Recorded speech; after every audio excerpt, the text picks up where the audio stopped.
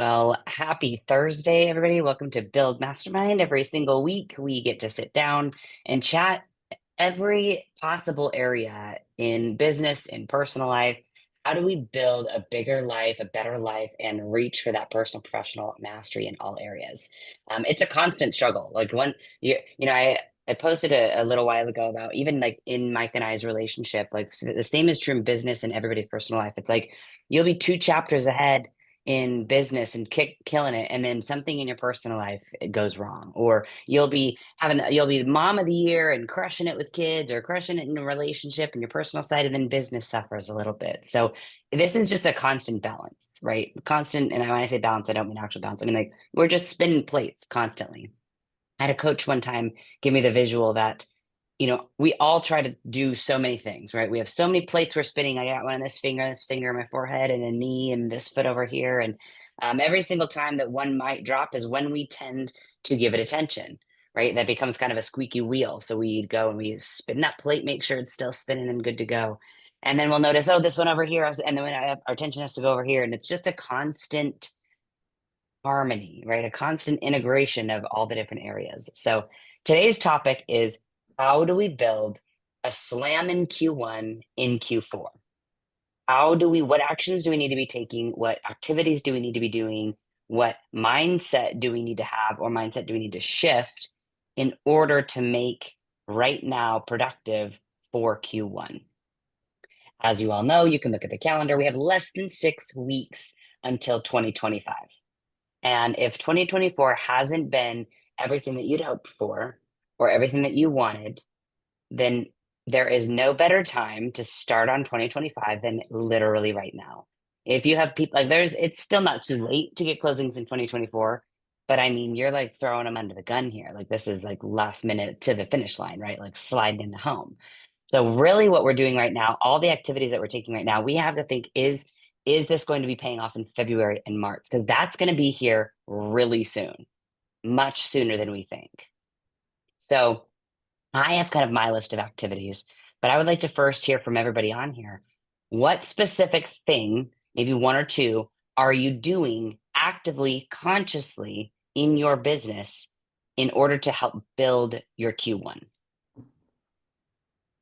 Yeah, still searching for leads, skip tracing them, calling them, emailing them, texting them, following up, and then following up in my sphere as well. That's really where I get most of my deals from. So I mean, like, I have to make a listing call later today because a guy that I know that was looking for help selling his place, he's like, oh, I know someone in a friend of the family that they need to sell too. So can you give her a call? So just keep talking to people. 100%. Do you have like that? Do you have them organized in you said a sheet or something where you're touching all the past clients that you've had? You're going Yeah, I down mean, that I haven't, list. I don't have a ton, but I got them on autoresponders and follow-ups, and then I Okay. can personally follow up from there. So, you get some system touches, but then some real Hmm. calls and stuff. And I'm friends with a lot of them too. So, I mean, I just chat with people. I just, hey, how's it Yeah. going? What's going on in the market or in the world or whatever? Just how's life? Just being in touch, being a friend. Good. Yeah. Perfect. Love it. Dave?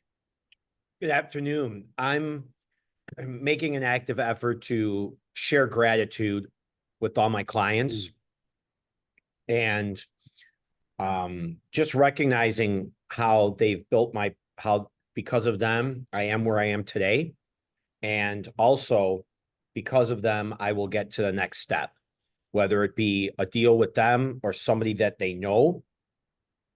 My next 6 weeks, even today and yesterday, was all about just sharing gratitude, and then making sure I stay top of mind by being active on my social posts, my email blasts to my sphere through Sierra, and lastly, make sure I'm text messaging people that prefer to be sent a message.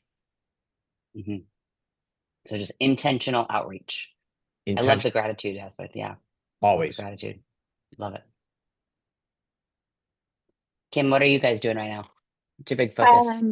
Yeah, I think the big focus is past clients and sphere at this time of year. It's like I send out little ornaments I just finally ordered today to everybody who bought and sold this year. We send, like, we have Pi Day on Tuesday, so good opportunity to send a message to everyone and have a good reason to do it.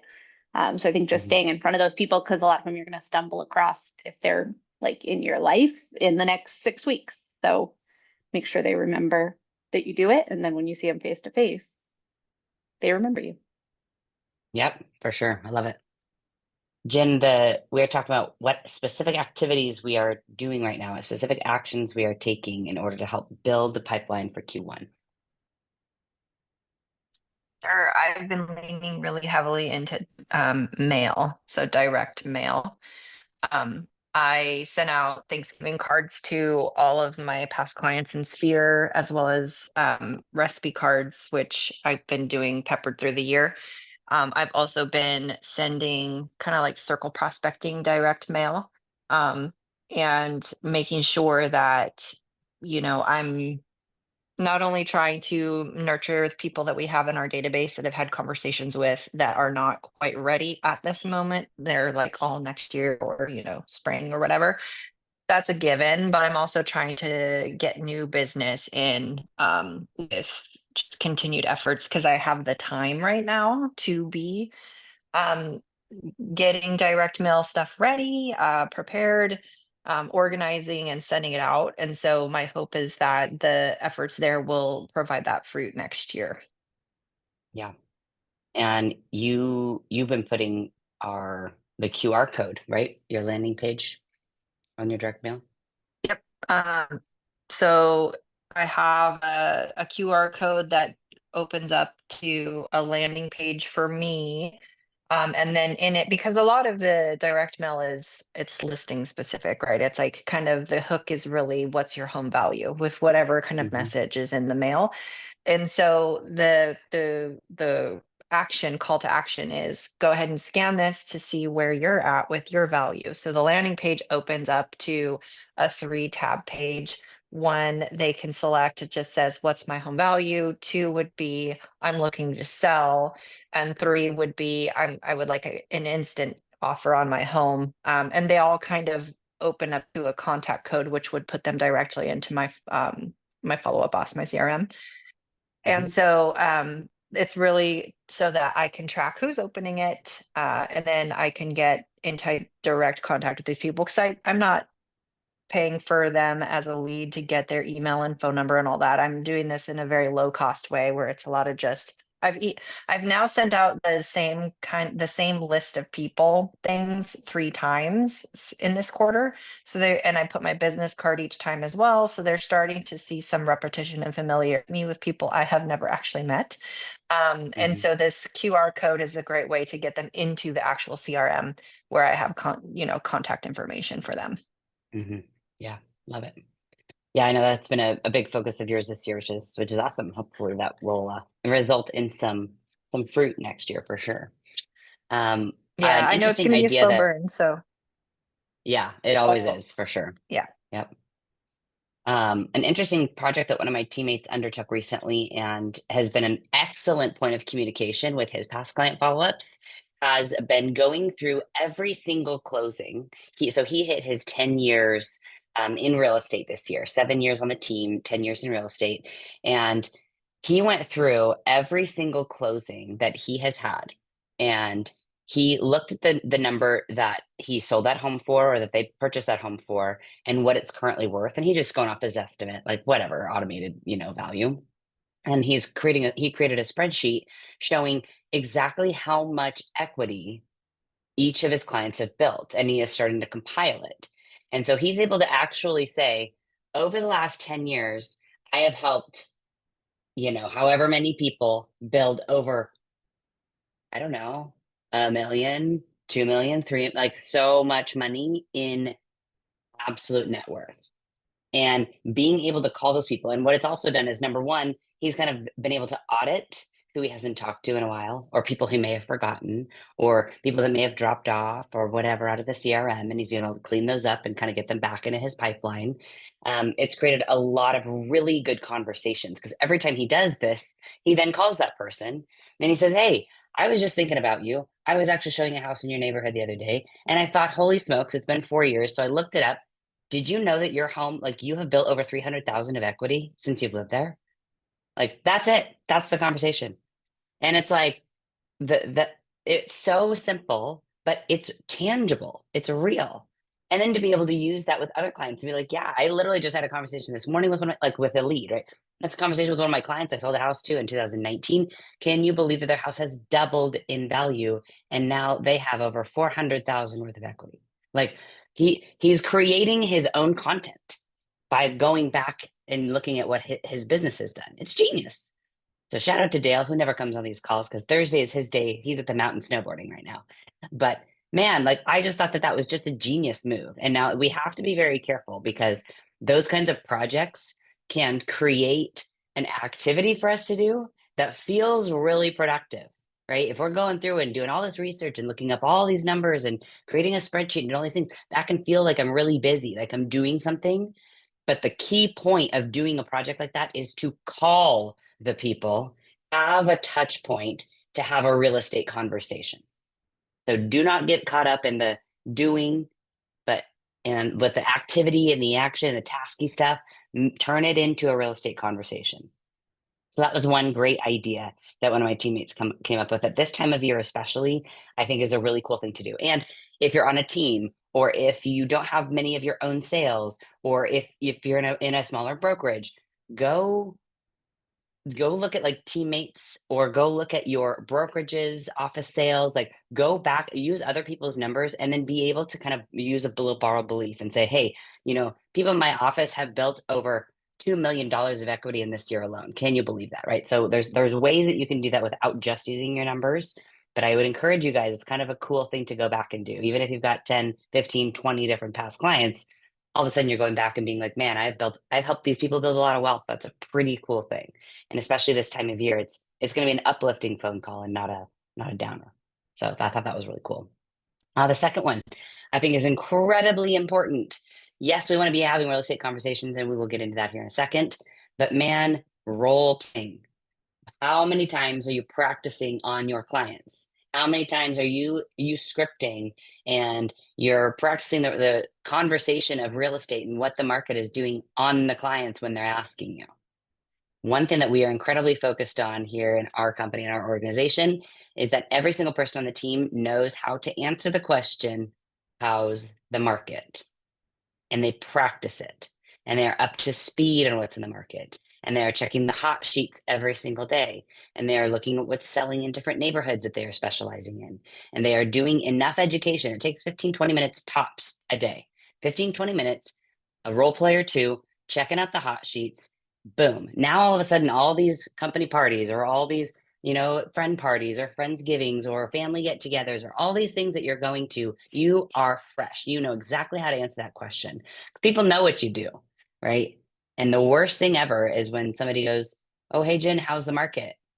You're like, "Oh, well, I thought, it's good. I think it's pretty good." And they're like, "That provides me zero value. I have no idea what you're saying." Right? Like we have to be able to answer and say, well, it totally depends on what you're trying to do. People who are selling in this area, they're having a really tough time. People who are selling in this price range, killing it. Like being able to confidently say what is going on in your market in different areas, that is absolutely key this time of year, guys. Key. Because these are the conversations that when people think about, like they see in February, like, oh shit, yeah, like Sean told me, he told me that was tough. Like no wonder I see this house has been on the market for 2 months. Yeah, he told me it was kind of tough in that price range. You're going to be on their mind. So role playing, especially the question, how is the market? Absolutely key this time of year in order to build a really good Q1. Okay. We've already kind of talked a little bit about sphere reach outs, but I want to dig into that even more. I want to really challenge everybody on this call that being a real estate agent, a sphere reach out doesn't necessarily need to be, I'm calling you to talk about real estate, right? So to Dave's point, I'm just simply, I am where I am because of my past clients, like coming from gratitude, coming from curiosity, coming from a place of care, and in our area, we're experiencing some pretty significant weather, which we have not experienced before. I don't want to get into that. I'll put my tinfoil hat on about weather modification another time, but let's be totally honest that there are a lot of people that are hurting this year, and this isn't helping, right? It's not helping that people are having to throw away refrigerators full of food. It's not helping that people are having to, they're looking down the barrel of shopping for Thanksgiving with all this social pressure of buying all these things, and they're strapped because they've got credit cards maxed out at 30% interest, right? Like there's a lot of people hurting. So we need to, as this shirt says, work hard, but be kind to our people as we're reaching out to them. Sphere reach outs mean a lot more. And sometimes it's just a, hey, I'm calling to see how you are doing. How are the kids? How is the home? You guys doing okay? Like, bring it to a human level. Forget real estate. Bring it to a human level when you're doing spirit reach outs. Dave, I'd love to hear an example of like, are you doing gratitude calls, texts? How does that come across? How do you reach out like that? Yeah, that's a great question. I follow, I don't even get in I just follow my heart with it. And what I've noticed is if you don't get somebody on the phone, I leave a voicemail. And the reason why I leave a voicemail is because at that moment, I want to call them and I'm thinking about them. And I will say that I get so many texts and callbacks from the voicemails that I leave, and they say, I have never heard anybody leave me a voicemail like this. I am just pouring out gratitude, sharing, thank you for what you do in the community. Thanks for helping me out at this one time. I know that we disagreed on such and such at one point, but I want to thank you for opening up my mind and challenging me to be better. Oh, And say it like love you that. mean it. And if you don't mean it, don't do it because they're gonna Don't freaking say it. Yeah. they're gonna recognize. So Yeah. there's so many situations and little tiny things to share gratitude about that that when you just acknowledge something about the other person, it just could be like, hey, you know what? Sometimes I'm down and I've noticed like when you smile, you get this little crinkle, this little look in your eyes, and it just makes my day. And it's picked me up so many times in this last year when things were a little tough for me. I mean, I'm just coming up with these things off the top of my head now, but sharing them with people, they're just not used to hearing it. And Yeah. like you said, it doesn't have to be about real estate. They know I love real estate. They're going to get a video from me anyway. And even with a text message, I'll say something as simple as, hey, Jennifer, I was driving through your neighborhood and I'm thinking of you. I trust all is well and would love to grab coffee with you sometime and just say thanks. Like anything. It's really simple to do when it's coming from your authentic self. Love it. Yeah, what an incredibly great reminder of just telling people like that you care about them and that you're grateful for them for exactly who they are. Like that's really cool. And one more thing I Love wanted to that, say Dave. too is handwritten Of course. cards are like the bomb. So I go to Paper Source and I get these recycled papers from India, and they're like this cloth material. Yeah, it cost me $18 for 10 of them. It's $1.80. But this guy or gal just put 20K in my pocket. Like, what's $1.80 for a card? You slap a 60-cent stamp on there, and people love opening up handwritten cards. And then they always say, oh, it feels so good. You're the material, and I just really appreciate what you wrote. So that's another big one that I like doing is the handwritten cards. Love that. Yeah. So that was gonna be my next one actually. So on that point, not a handwritten card, but what we've noticed, and I'm sure you guys have too, like I feel like in real estate, there has been like a return to the relational approach in real estate. For several years there, anybody who's been in it for longer than 3 years, we got really transactional, right? 2020, 21, 22 especially, but 19 or 18 and 19 were also relatively transactional, where it was like, we're just here to do business, get my loan, get my house, here we go, writing offers. The love note, right, that people wrote during that time, if a buyer wrote a letter to the seller saying, this is me and like, have pity and take my offer, right? That almost became part of like the transactional feel. We were like, let's play on these emotions, right? Like it became so transactional. We were using emotions to win the transaction. It was crazy. And now we are really returning back to people want to do business because of the person that you are. People want to do business with you because of how you treat them, how they feel when they're with you, that how much they know your shit. Like this is why people want to do business with you. So Mike and I have done this for going on 8 years now, where at the end of every year, we put together like a Novak recap. Like, what did we do this year? And it has nothing to do with real estate. It has everything to do with we went on this trip and then we accomplished this and then we were able to hire these couple of people. So we sprinkle in like what we're able to do. We talk about like maybe a client event that we did that was really awesome. We'll talk about a trip we took on with our kids, and we'll divulge. We'll say like we had an incredibly romantic trip in Italy. Like we did these things that was so cool, and we were able to maintain because of the incredible people that we had, and we're able to serve these people because of the incredible team clients that we have and how coachable they were. So literally writing up, and we include pictures. It's literally like a little newsletter. It's like a Novak recap newsletter, and we send it out, and people literally they will text us and they will send us messages on Facebook like, "Oh my gosh, what a crazy year you guys had! That's awesome." And the fact that it comes from us personally, about us personally, changes the way that we show up in their life. We're no longer just their real estate agent. We become the connectors in their life. And that really is what we strive to be. Obviously, our MO is selling houses, right? It's being the authority in the real estate space. It's being able to guide them through and taking the stress off of their plate when it comes to buying and selling and investing in real estate. All that's totally true. But at the end of the day, if we can also be really friendly with these people, if we can also see them multiple times a year because we throw these client events and they actually want to come because they like who we are, that is going to change your business. So get more personal with your clients, especially your past clients who have already worked with you. The people who want to continue to work with you or want to refer you, they're going to even more. I get more referrals from people who go, she is so crazy. Like she's so interesting just to be around. Like you got to work with her, right? Like it's not like, yeah, she sells real estate and all that. Yeah, she's good for sure. But like, she's so interesting. Like that's why people want to work with me, not because I'm just good at real estate.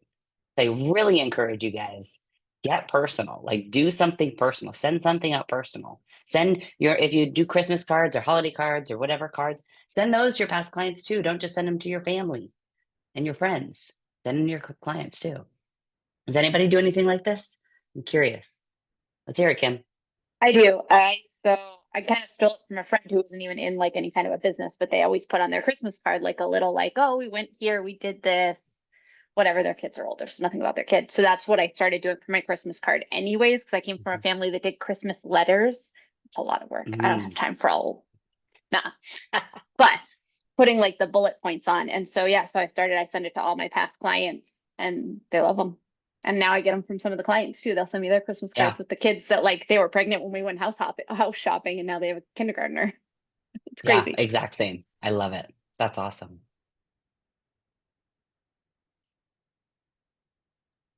Go ahead, Dave.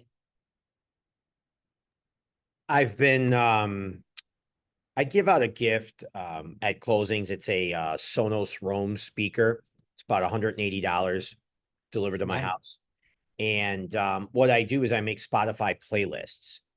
And when I make a Spotify playlist, I actually put a picture of like me outside in nature or doing something. So it reminds them of me. Now, if there was a way for me to hack Spotify and put in a 10 or 15 or 20-second intro to my playlist where it was just me talking, that would be gold. But I can't do it. I don't know how to do that, right? They won't let me on. You should just start a podcast.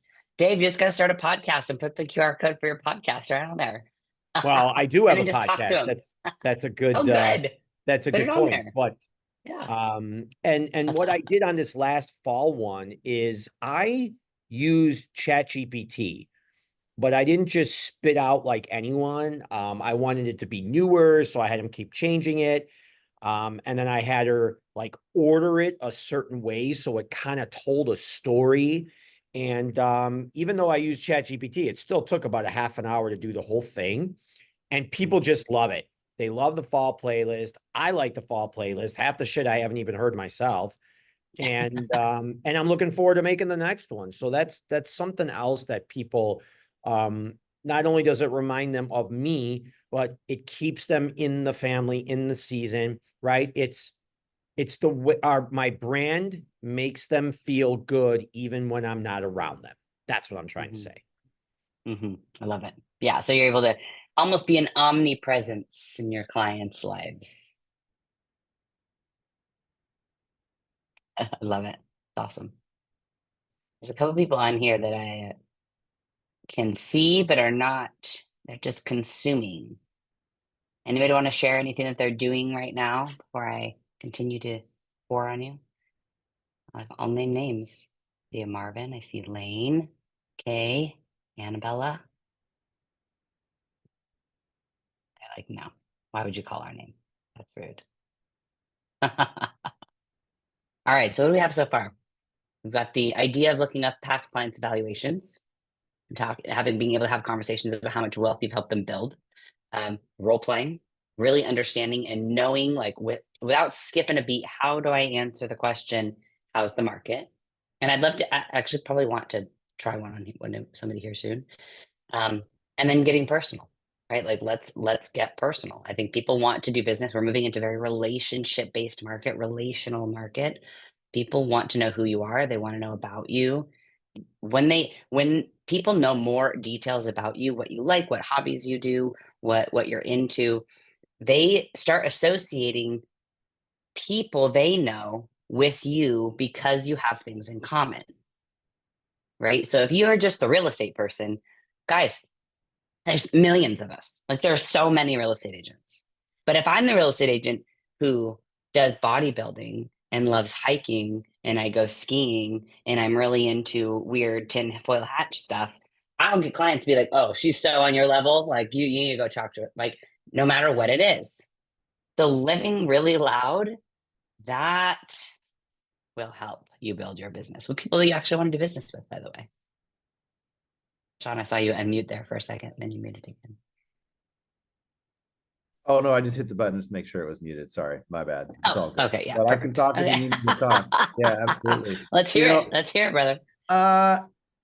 You're making a great point about, living loud and finding your people, because there was a point in my time where, I was with somebody that said I had to make everybody happy, but you can't make everybody happy. You're not pizza, okay? Like, you can't make everybody happy in this world. Like, you have to be yourself, and yourself will attract the people that you're going to do business with, and the people that don't like you, F them. Who cares? You don't want to do a deal with them anyways, because even if you did, it'd be a miserable experience. So I guess that's, for me, one of the big takeaways is just, be yourself, and you'll find the people that align with you, however that is, and then you'll do business with them, and they'll be happier for it, and you'll do a better job because of it. That's So 100% right. Don't try and go make people happy that just either don't want to be happy or don't align with you. It's not worth the fight. Like, and it's just, you're just burning your time and energy for nothing. You're not making any money. It's like the worst thing you can do is try to convince somebody. Like, we're not in the convincing business. Like, we share information so they can make a more educated decision. And then hopefully they're like, oh, he provided value. Yeah, I like this guy. I'll do business with him. But if you're like trying to convince somebody, like, oh, you need to do it because this is this, like, they're like, okay, you're selling me. Like, nobody wants to be sold, but everybody wants to buy. So if you're trying to hard sell somebody, they're like, all right, like, the more you try to sell them, the more they're going to resist it. But if you provide information to them so they can logically be like, oh, well, this makes sense, I'll go with this guy then, or gal, or whatever, then that's the way it should be. I think. I don't know. That's spot on. I mean, it's rambling of the morning. If I've learned anything in the last, I've been in business for myself for 17 years, but in the last 8 years in real estate, it is that exact thing. Like, you in the restaurant space, we were in there for 10 years, about 9.5 years we're in the restaurant space. Trust me, it is impossible to make everyone happy. Even when it was a pizza place, even if you're serving pizza, you can't make everybody happy, right? So it is about, there is a level of personality and skill building and language patterns that you can build as a real estate agent, as a salesperson or consultant. I don't like to consider myself a salesperson. There's a level of skill that you can build that allows you to connect with people regardless of the demographic, regardless of political affiliations, regardless of opinions, right? I'm truly able to find quickly the most relatable subjects where I can get on the same page with most people, right? Very, very few people or demographics of people do I not get along with, Yeah. right? However, when you get loud and who you are, you will notice that all of a sudden, not only do you just have clients that you like and like to work with you, but you will have raving fans. That's the difference. All of a sudden, you have people who not just like you and think you're really nice and you did a good job, but like they respect you as a person and they look up to you as a person and they're excited to work with you and they want everybody they know to work with you. It Yeah. becomes more of a genuine referral source and system when you are yourself. Amen. There we go. All right. Yo, be yourself. I like to leave a little bit of space unless anybody wants to, like hop in here. Sure. Okay. So last one, of course, we need to talk about real estate conversations. So we've talked about sphere. We've talked about, knowing how to answer the question of how's the market. We've talked about being yourself and attracting your people. Now let's talk about true, raw, nasty lead generation. Okay. Because this time of year is the year that everybody lets up on this. Lead flow is down, right? Like I track our lead flow on our team, and throughout the year, spring, summer, we're bringing in 100 to 115 leads a week for our team. 50 is what we're getting right now, which tells us what? If we think about consumer behavior, let's think about buyer behavior right now. Most people are not really interested in buying or selling this time of year. Most people.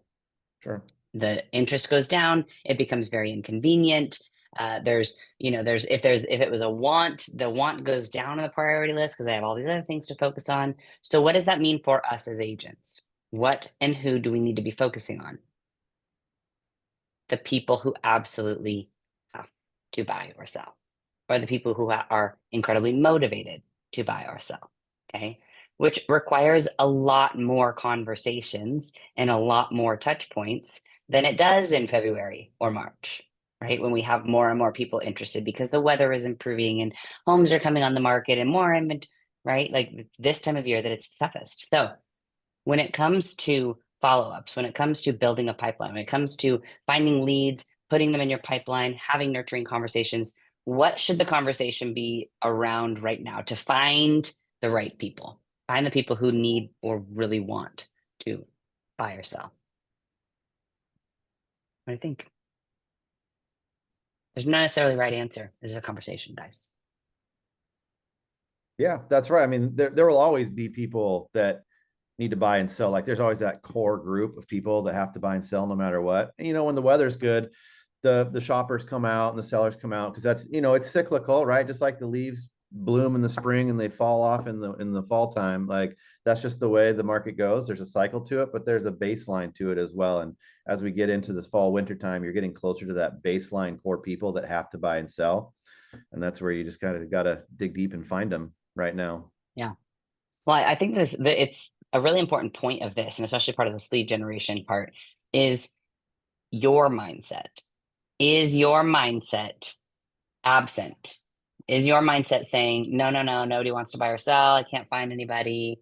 Because if your mindset is thinking those things, then guess what's going to show up? Sure. Nobody. No one. Right? Whereas if I am looking at my list to call, or if I'm looking at these new leads that have come in, I'm sitting here thinking, I'm not sure who yet, but I'm excited to find out which one of these people is excited to move or needs to move like right now. And I'm going to find them. Like that. If you do not have the mindset of finding the people, if you do not have the mindset that somebody there right now needs your help, then you're not going to find them, because 100% of the time you attract what you feel and what you think. You bring about. Yeah, exactly. What you think you bring about. Exactly. Yeah, what you think about, you bring about, right? Where you like, yeah, I learned this in racing as well, like racing cars and being on motorcycles. Like where you look is where you go. And like if you're on a track and you're riding or you're driving or something, and you see someone like crashing or something off ahead of you, if you look at them it's called target fixation. You're going to go there. Like you're going to go to the wreck, and you literally have to like turn your head away from the crash and go where you know you need to go. It's like when you're on the freeway and everyone's rubbernecking when someone gets pulled over, like for a ticket or something stupid. Like, why is everybody slow down? Because that's where they're looking. They're not looking where they're going, should be going. They're looking at what they should not be looking at. And it's taking their attention away from where they need to go. And that's why everything slows down to a crawl. So if you want to go where you want to go, you got to look in that direction and just turn away from the distractions. Oh, like this is spot on, Sean. That's so spot on. Right now, where's everybody looking? Everybody's looking at Thanksgiving next week. I don't know, looking at Thanksgiving, they're looking at World War III, they're looking at all kinds of things. They're looking at their crypto pumping, they're looking at all these other weird things. They're not looking at the real estate, but the people that are out there that need to buy or sell are still there, and they still need to get serviced. So if a bunch of agents are out there like, oh, it's Thanksgiving or whatever, this and that, then that means those agents are not focused on serving the clients that need to be serviced, which provides 100%. Opportunity for people like us here to go get them.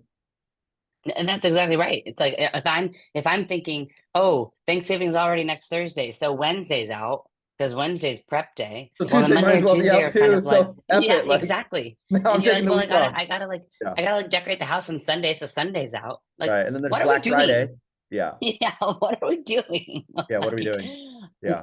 Think of the reality. Like, how long does it actually take to go like grocery shop for your shit? First of all, I don't even actually go grocery shopping. We Instacart.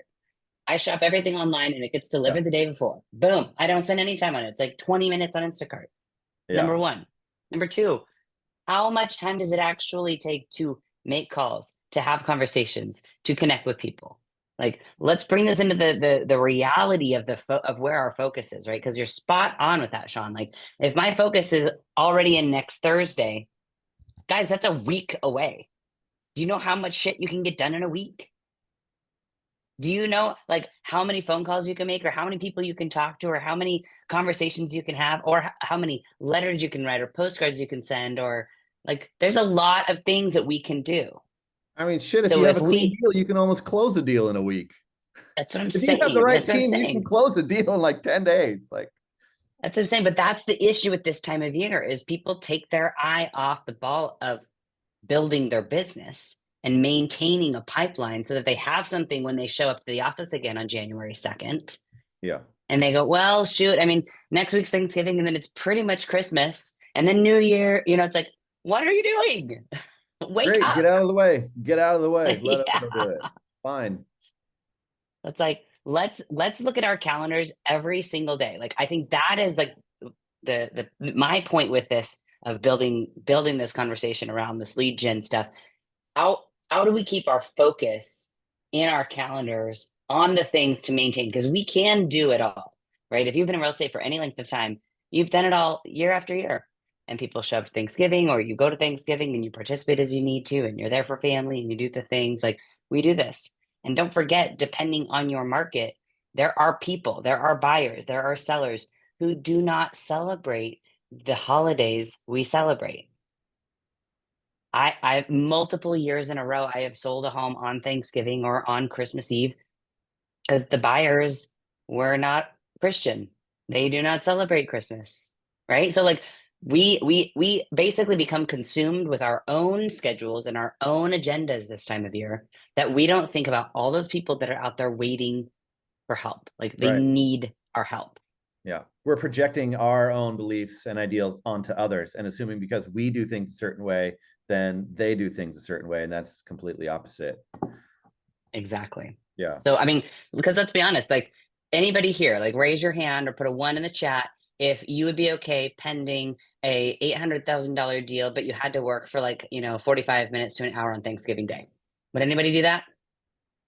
Yeah, of course. Hell yeah. I hope so. Yeah, I would. So let's take that approach this time of year. Like, we have to be okay continuing to be a little bit inconvenienced, even if it's like you can do a shit ton of work in 2 to 3 hours a day. Realistically, guys, spend 60 to 75 minutes actually calling people, actually having real estate conversations, spend 1 hour looking up a little bit of data and then putting out mailers or putting your content together, printing stuff out and writing envelopes. Like, You can do a lot in as simple as 2 to 3 hours a day. Bonus points if you're actually going to be a full-time, full-blown real estate agent and you work, I don't know, 8 hours a day. What a concept on the days that we aren't a holiday. Okay. So Sean, I'm totally stealing your analogy for all of the coaching that I'm doing over the next week. Like taking your eye off what it should be on. Like if you're continually just looking at this crash, at that wreck over there on the track, which is Thanksgiving, which is Black Friday, which is, Yeah, all these things. the If you're wreck is constantly anything. just looking at that, Yeah. if you're just constantly watching the wreck, you're not going in the direction that you need to go to have an absolute slam in Q1. Yeah, you're going to crash. Absolutely. If you look at the crash, if you're going 120 miles an hour and you see a crash and you're not looking at your corner, you're looking at the crash, you're going to go directly there and you're going to crash. Yep. That's it. That sounds really scary. Yeah. It makes you feel alive. It's actually really fun. I can call it that. I love it. All right. Any parting thoughts? Any takeaways? Like what one thing are you like, shit, I'm going to reevaluate my schedule, or I'm going to go do this, or I'm going to implement this in the next 6 weeks before 2025? Give it to me. I specifically came up with a client that absolutely wants to buy right now. He's like begging me to find him a home. And as you all are talking, I'm sitting there thinking, I typed his name. I'm like, Dave, what the F are you doing? He's begging you to find him a home, and he has a home to sell. And you haven't found him a home yet. Like, what's been happening the last 2 months? And he hit me up with something else yesterday. It's like, how am I not finding him a home? Because I'm not searching the MLS every day for a half hour. Because I'm not doing the shit I'm supposed to be doing. Blinders down, not up. What is he seeing though? Because I mean, a lot of our clients will send us homes. Like, of course we search and find homes, but sometimes people find a home, they send it to you. Like, what's he seeing out there that he wants to buy? Yeah, he's seeing some things that are close, right? With searches that I have, but I'm not actively sending him stuff. I'm not actively texting him a link to something through my website that says, this might be the one or whatever it is. Like, it was a wake-up call. So thank you. I appreciate that. One guy, it'd be great to close that deal before the end of the year. Not for me, for him. I'm saying. For all of you. Like that's exactly right. He's that's exactly right. handing Like me the deal. there are so many people that are okay being inconvenienced this time of year. And that is one of, like, as I'm wrapping up here, I don't want to go too overtime. I want to respect your time. But one of the things that we talk about really openly on our team is like, there are people in demographics who are perfectly okay with being inconvenienced during the holiday season because you can get some great opportunities on the buy side this time of year, right? It is really inconvenient. So if people are like, well, I'm going to wait till after the holidays. If you're a buyer, why? Like, why are you waiting? I'm truly curious. Like, if you're saying that you want to move after the holidays, I totally get it. But getting something under contract during the holidays, that's where you're going to make money on a purchase, right? You can get something, you can get seller concessions, you can get under list price, depending on, of course, many different terms and all these. Yeah. Like, now is the time to get people under contract. Let's close them in January so they can enjoy the holidays and then close after, right? Like, be having those conversations with your people. Be flushing out, like, do you really want to wait till after the holidays to get something under contract, or you want to wait to move after the holidays? Because they're two different things. Let's be having those conversations, guys. Time to wake up. Time to get back to work. 3-4 hours a day is all you need, okay? Minimum effective dose. Exactly right. All right. Thank you for hanging out with me for a couple minutes today, guys. Have an absolutely rocking Thanksgiving. No Build Mastermind next week because we do enjoy the Thanksgiving holiday. So, all right. Take care, guys. Talk to you in a couple weeks. Bye.